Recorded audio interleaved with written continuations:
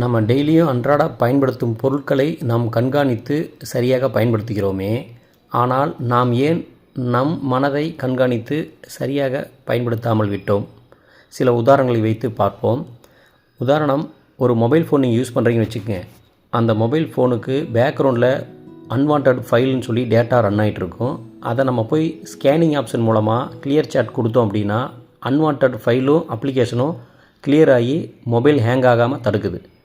இப்படி தான் நம்ம டூ வீலர், கார் எல்லாமே கரெக்டாக சரியான டயத்துக்கு ஆயில் விட்டு பராமரித்தோம்னா அது எந்த ப்ராப்ளம் இல்லாமல் சுமூகமாக போகும். இப்படி நம்ம பயன்படுத்தும் பொருட்கள் மீது அக்கறை காட்டக்கூடிய நம்ம எவ்வளோ ஒரு அற்புதமான படைப்பு இந்த உடல், இந்த வாழ்க்கை. இதில் நம்மளை எப்படி நம்ம ஸ்கேன் பண்ணிக்கிறது? உடலில் குப்பை ஏற்பட்டால், அழுக்குகள் ஏற்பட்டால் தண்ணி ஊற்றி குளிச்சிட்றோம். நம்ம மனதில் ஏற்படக்கூடிய அழுக்குகளுக்கும் குப்பைகளையும் நாம் எப்படி ஸ்கேன் செய்வது?